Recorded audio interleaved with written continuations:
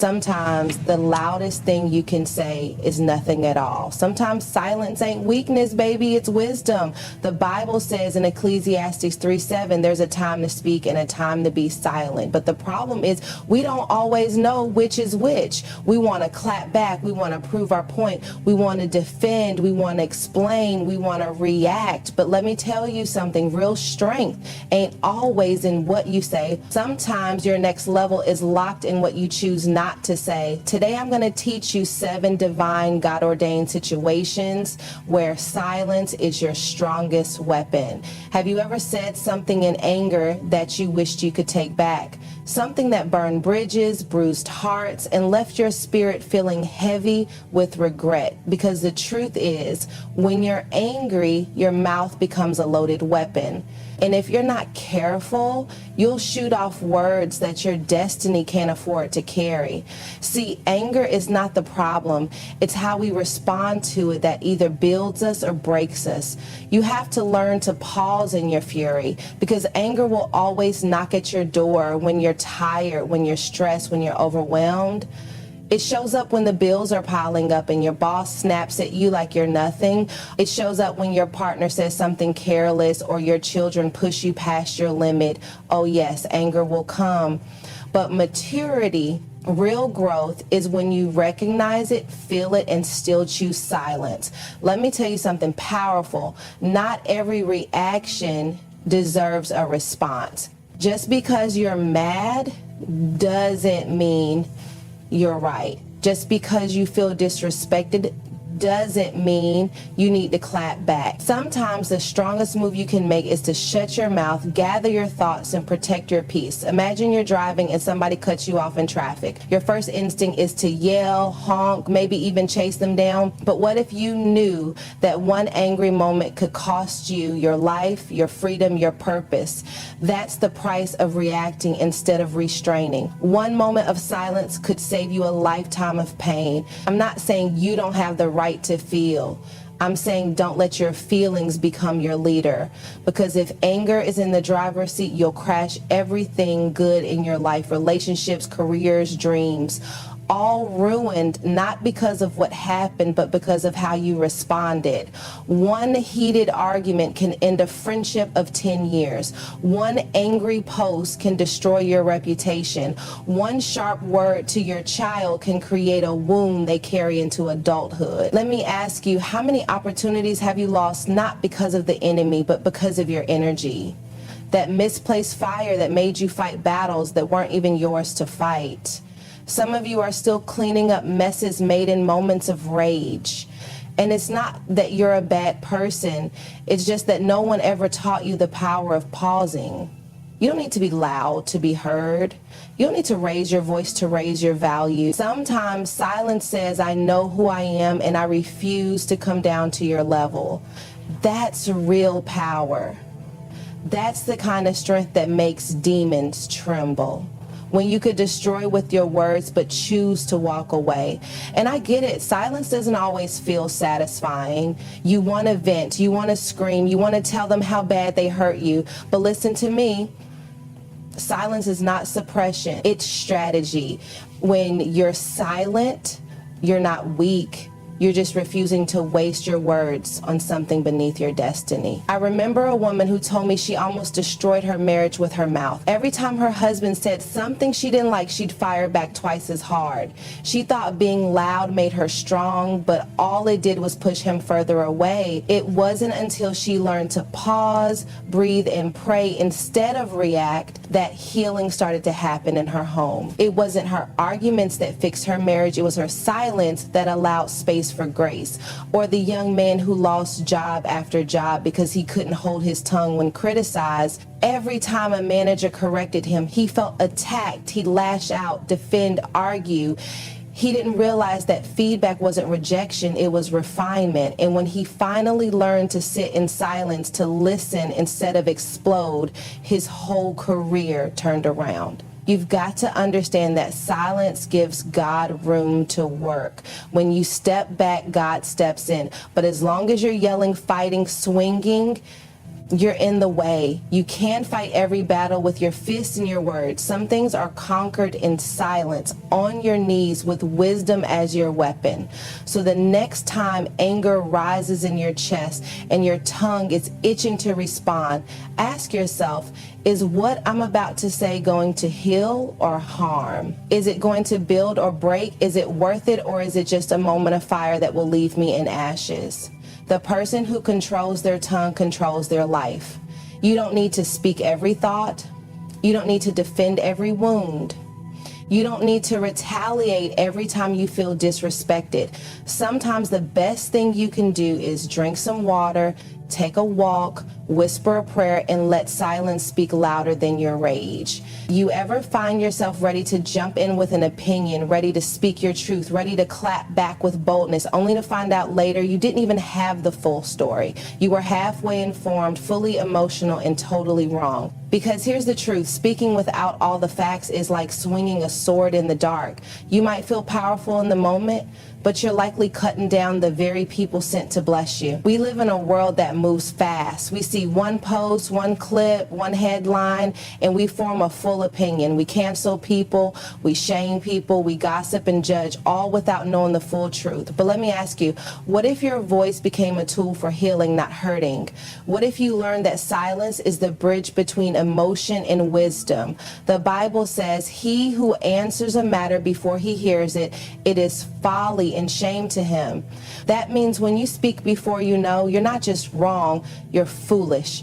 You're exposing your lack of discipline. And the worst part, once you say it, you can't unsay it. Once it's out there, it doesn't belong to you anymore. It belongs to whoever heard it, and they'll carry it however they want to. Have you ever seen someone judged for something they didn't do because people assumed, because people heard a rumor and ran with it?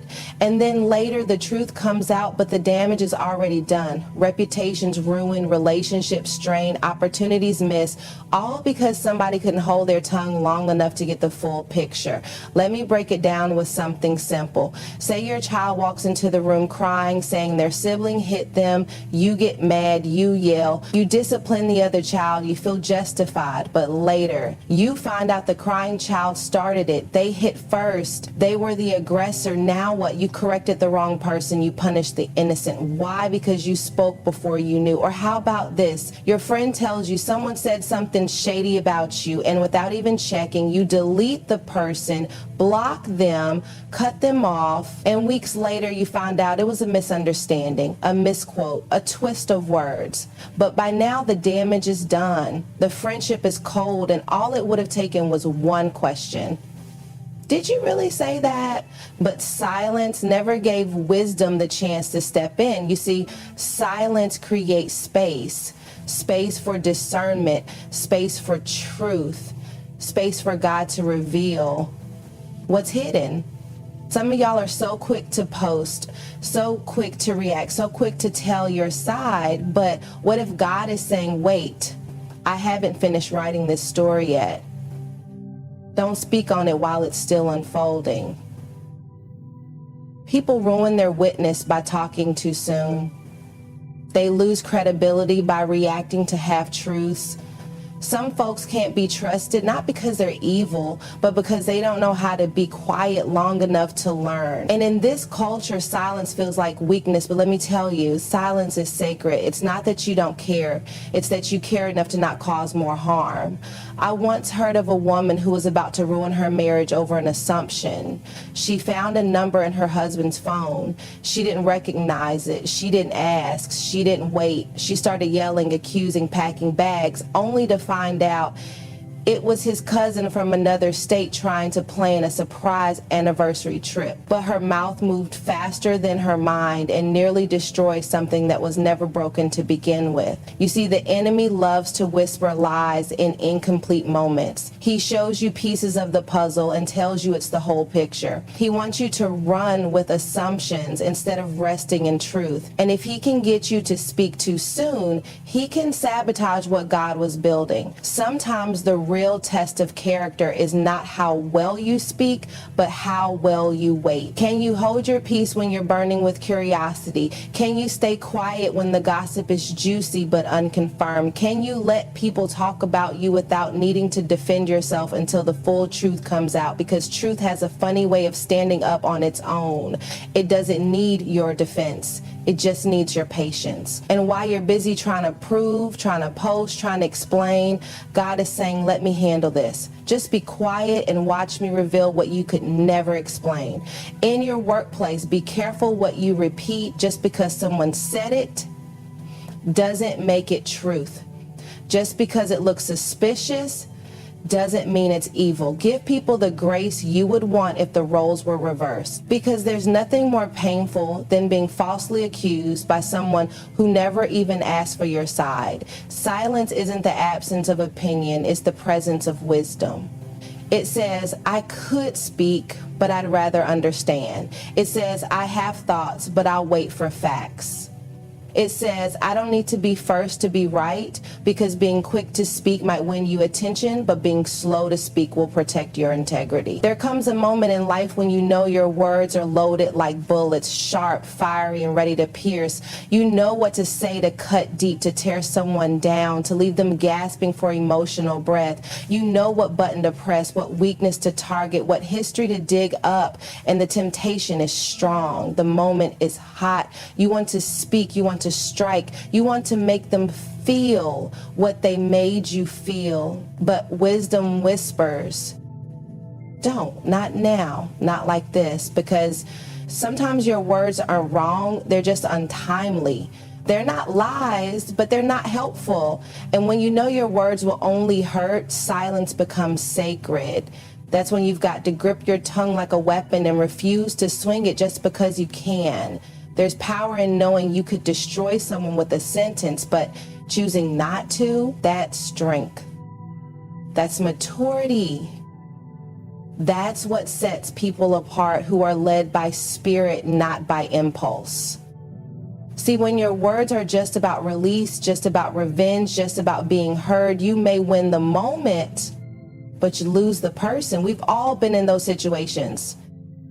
You're in an argument with someone you love, a spouse, a friend, a parent, and they say something foolish, something careless, something out of line. Your mind starts spinning. You remember every past offense, every old wound, every dirty little truth. You open your mouth and you know this next line will break them. And in that second, you are standing on the edge of two paths, one of silence and one of destruction. How many marriages have fallen, not from infidelity, not from finances, but from cruel, careless words spoken in anger? Words like daggers. You're just like your father. I wish I'd never married you. You'll never change. You can't unhear that. You can't unfeel that. It stays, it echoes, and long after the fight is over, the pain still lingers. Let me tell you about a woman I met who carried a wound for 30 years. Her mother told her in a moment of frustration, you were a mistake. I never wanted you. The mother didn't mean it. She was overwhelmed, tired, and angry, but those words shaped that woman's entire identity. Every relationship, every job, every prayer, she filtered through the lens of being unwanted, all because someone chose not to be silent when silence would have been more healing than truth. You see, it's not always about whether you're right. It's about whether what you're about to say will bring life or death. The Bible says life and death are in the power of the tongue. And some of us have been speaking death over our relationships, our children, our own lives without even realizing it. Just because it feels good to say it in the moment doesn't mean it's good for the moment. Let's be real. There's something addictive about the release of harsh words, the slam of a door, the sting of a clapback, the satisfaction of putting someone in their place. But that satisfaction is short-lived and the damage is long-term. And here's the kicker. Most times you regret what you said, but they never forget how it made them feel. You ever seen a child shrink after being yelled at? Eyes wide, shoulders down, confidence broken? You didn't mean to crush them. You were just tired, just frustrated, just repeating what was said to you growing up. but now you're passing down pain in the form of words and they're catching fire. In the workplace, it happens too. You get disrespected, overlooked, misunderstood, and your pride rises up. You want to cuss, to quit, to confront, but sometimes the silent exit is louder than the screaming match. Sometimes dignity walks away when drama invites you to stay. You don't always need to fight to be heard. Sometimes the peace you preserve is louder than the point you prove. And in friendships, oh, how we ruin beautiful connections with ugly words. One misunderstanding becomes a battlefield. You say what you can't take back. You cross a line you can't uncross. And later you sit with the regret of, I shouldn't have said that. But by then, the distance has grown, the love has shifted, and the apology may be accepted, but the scar remains. The strongest people are not the ones who always speak their mind. They're the ones who know when their mind is loud, but their spirit says hush. They're the ones who've learned that silence in the heat of emotion is not weakness, it's wisdom. So the next time you feel your mouth heating up, your pride rising, your emotions boiling, ask yourself, is what I'm about to say going to heal or hurt? Will it build a bridge or burn one? Is this truth or is this trauma talking? Because every time you choose silence when your words would only hurt, you are not just avoiding a fight, you are protecting a future. You are planting peace. You are covering someone's dignity, and listens too slowly, your silence becomes a powerful act of love. There are times in life when foolishness will come knocking at your door, loud and reckless, dressed up as conversation, disguised as confrontation, desperate for your attention.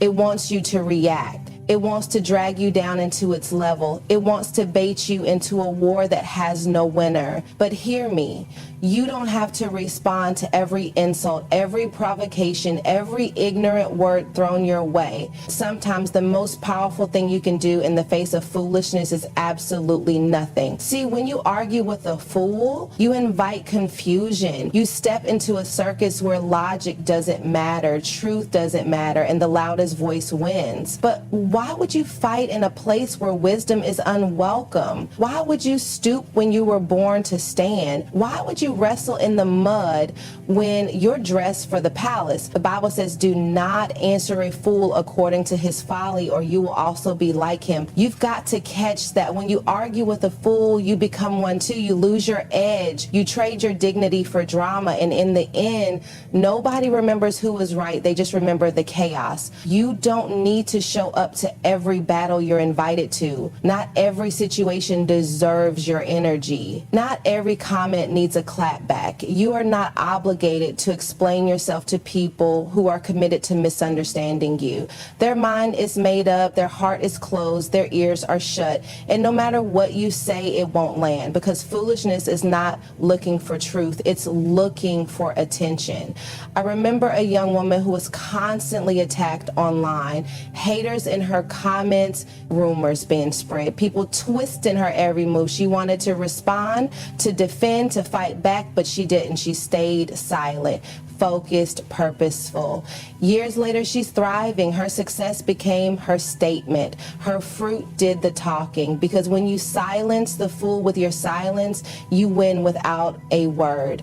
Foolishness shows up at work too. The coworker who always has something slick to say, the team member who undermines you in meetings, the manager who belittles you just to feel powerful, and your flesh wants to rise up. You want to respond. You want to fire back with that clever comeback. But the problem is, the moment you step into their chaos, you lose your crown. You walk into the trap. And now, instead of being seen as a leader, you're seen as another loud voice in the noise. Silence is not surrender, it's strategy. It says, I'm too focused to be distracted. I'm too grown to be dragged. I'm too wise to be baited. Some arguments are designed to pull you off your assignment. Some confrontations are planted by the enemy just to get you to waste time on nonsense. And if you don't learn to identify foolishness, you'll spend your life exhausted, always reacting, always explaining, always defending, but never progressing. Think about Jesus. He stood before Pilate, accused, insulted, slandered, and he said nothing. Why? Because he understood purpose doesn't argue with pettiness. His silence was not weakness, it was power under control. And if the Son of God can be silent when falsely accused, surely we can learn to be quiet when we're facing foolishness. Fools love the sound of their own voice. They talk to hear themselves. They debate for sport. They argue with no desire for growth. You can't change them with logic. You can't educate them with facts. You'll waste your breath trying to reach someone who doesn't want to be reached. Your energy is too expensive to spend on what will not grow you. I once saw a man in a coffee shop get insulted by another man publicly, loudly, embarrassingly.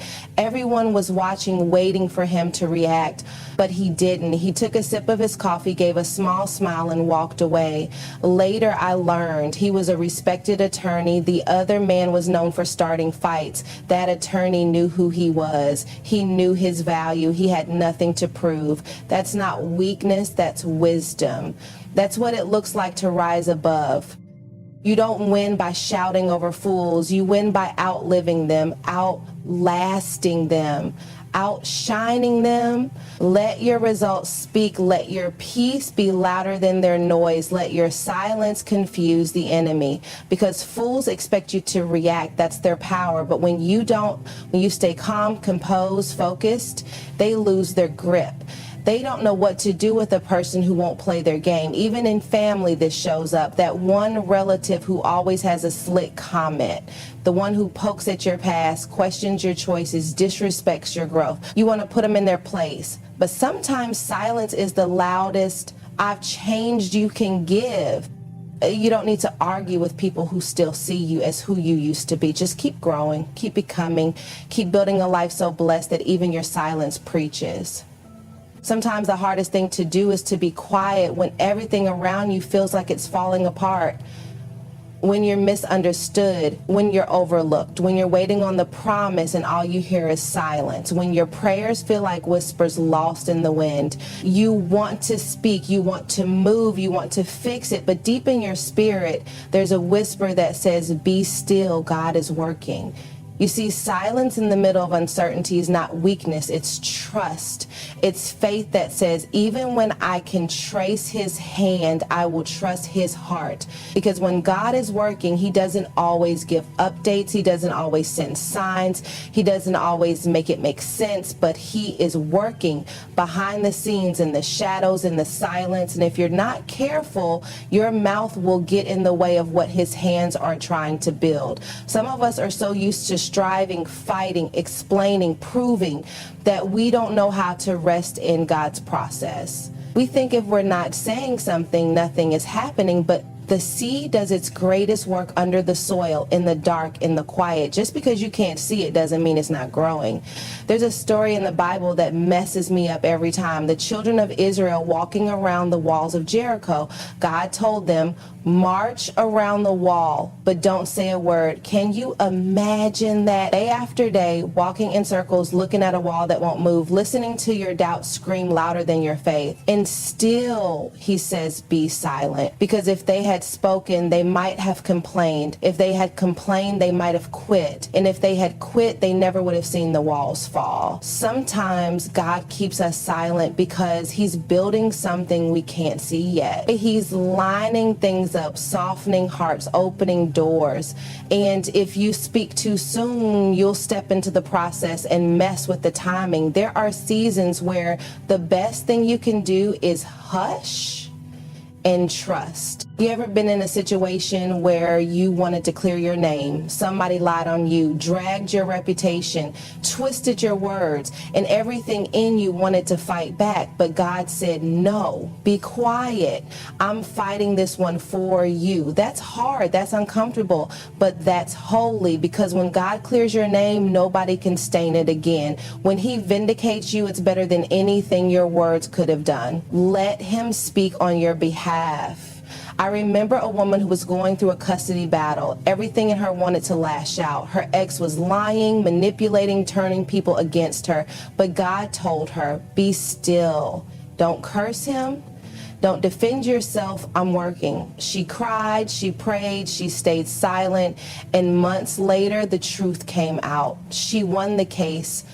Not because she fought with her mouth, but because she trusted God with the outcome. Her silence was her strategy. Even in your career, you may be in a season where nobody's recognizing you. They're promoting the loud ones, celebrating the show-offs, overlooking your faithfulness. And the enemy will whisper, speak up, push your way in, demand your shine. But sometimes God hides you on purpose because he's preparing something that's not ready yet.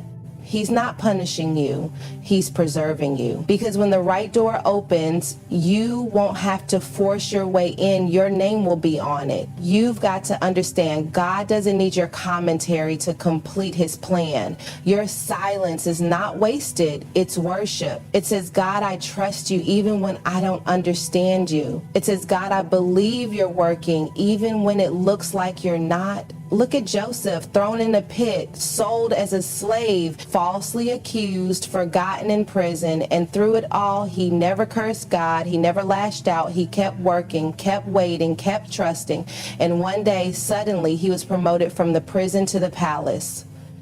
That's what God can do when you learn to be quiet and let him work. Some blessings don't come through striving, they come through surrender. Some battles aren't won with noise, they're won with stillness. You don't have to make it happen, you just have to make room for him to move. And while you're in the silence, he's developing you, teaching you patience, building your character, stretching your faith. You think you're stuck, but really, you're in training.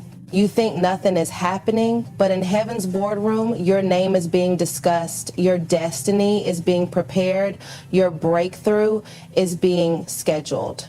So hold your peace. Don't let your tongue sabotage what God is setting up.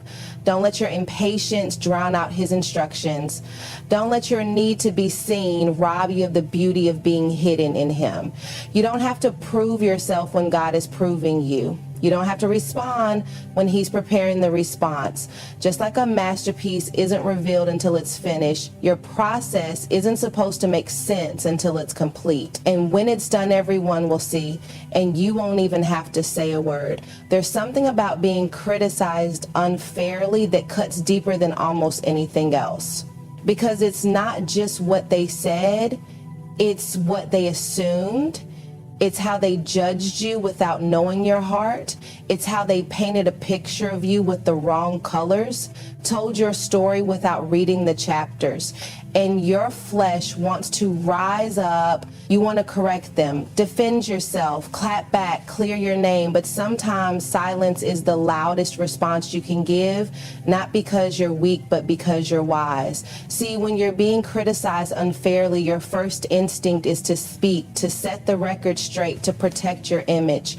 But what if I told you your character is more powerful than your words? That the way you carry yourself through criticism will speak louder than any comeback ever could. There are seasons in life when you'll be judged not for what you did, but for what people think you did. You'll be misunderstood, misquoted, misrepresented.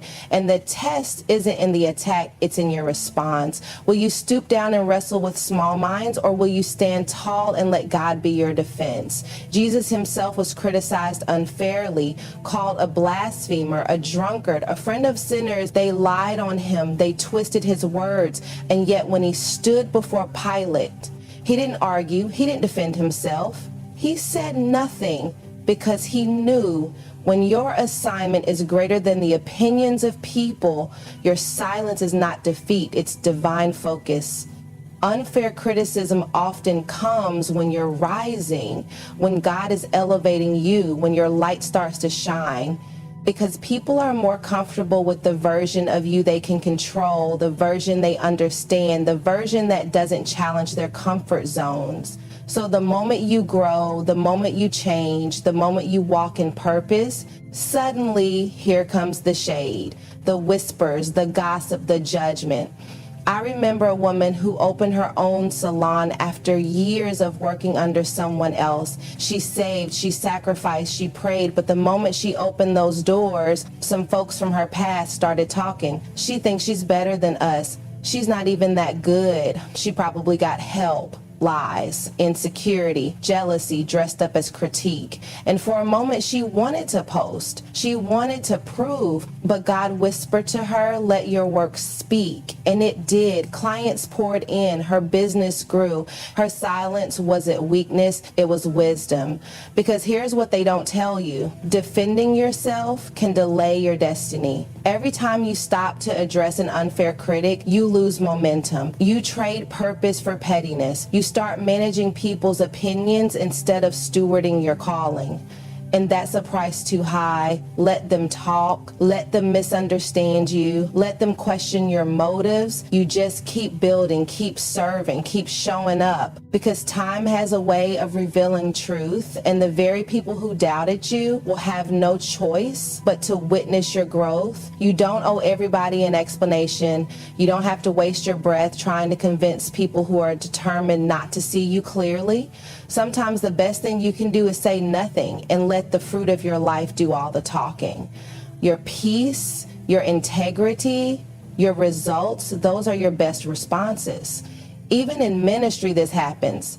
You can preach with purity, lead with love, serve with sacrifice, and still be criticized. She's too emotional. He's just trying to be famous. That message wasn't deep enough. And if you're not careful, you'll start performing for people instead of obeying God. But you weren't called to please crowds.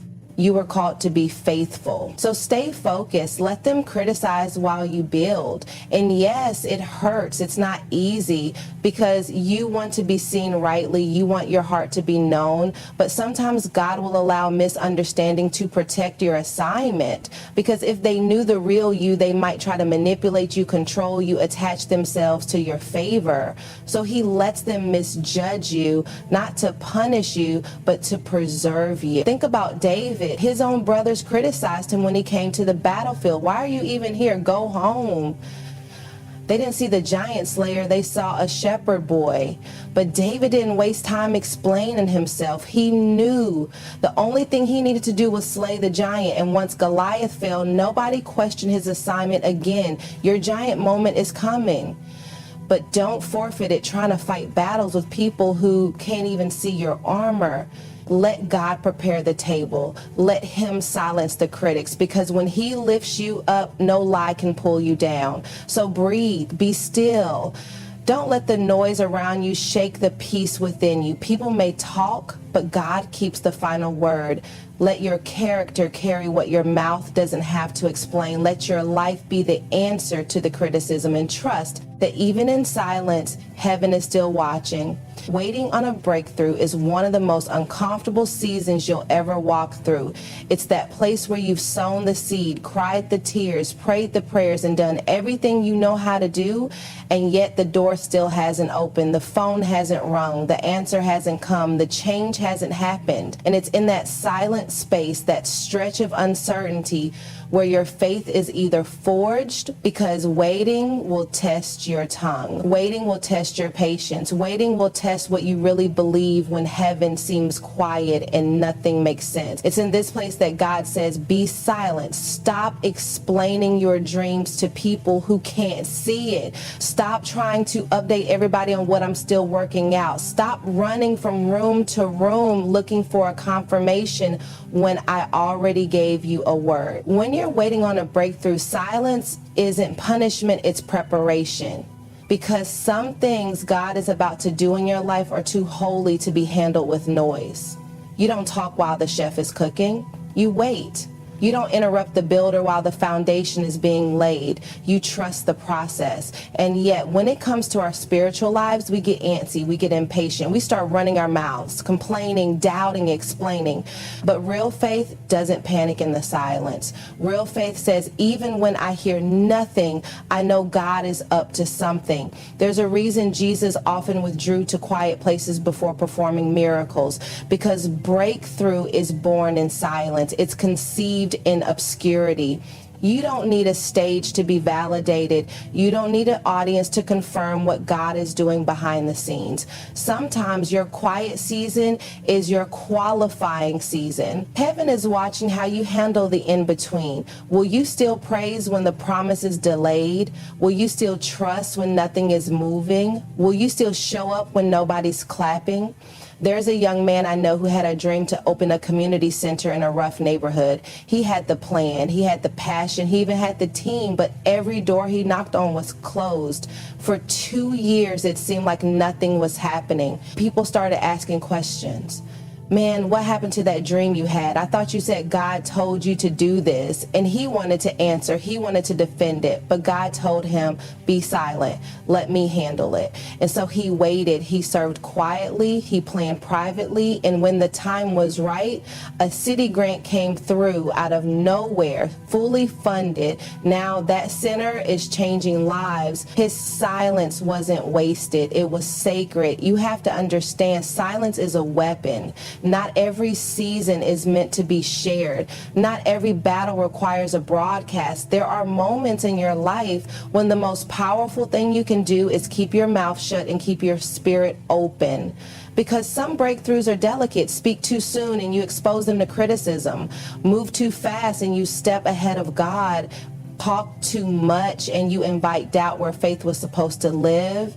Think about Elizabeth in the Bible. When she got pregnant with John the Baptist after years of barrenness, she went into seclusion for 5 months. Why? Because sometimes the miracle needs time to settle. It needs space to grow. You don't owe everybody access to your process. Protect what God is doing until it's strong enough to be seen. And yes, the waiting room is frustrating. It's quiet. It's lonely. It's humbling. But it's also holy. Because that's where God teaches you to walk by faith, not by sight. That's where you learn to hear his whisper louder than the noise of your fears. That's where you discover that your identity is not in the outcome, but in the obedience.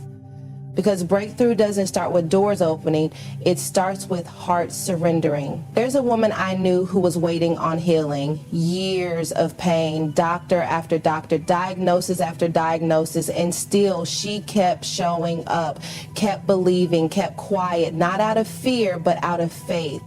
She didn't let her struggle become her story. She let her silence speak of a deeper trust. And one day the healing came, unexpected, undeniable. And now when she speaks, people listen, not because she shouted in the struggle, but because she trusted in the silent. You see, silence is not the absence of faith. It's often the evidence of it. It says, God, I don't need to understand. I don't need to explain. I don't need to make noise to be seen. I believe you're working even when I can't trace it.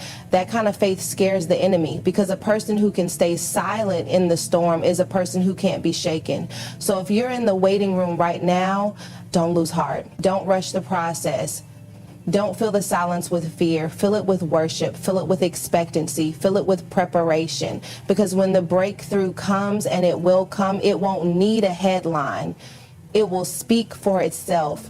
And every silent moment you endured will make sense in the roar of victory. You've heard the 7 moments when silence isn't just golden, it's divine.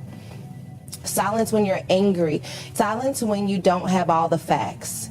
Silence when your words will only wound.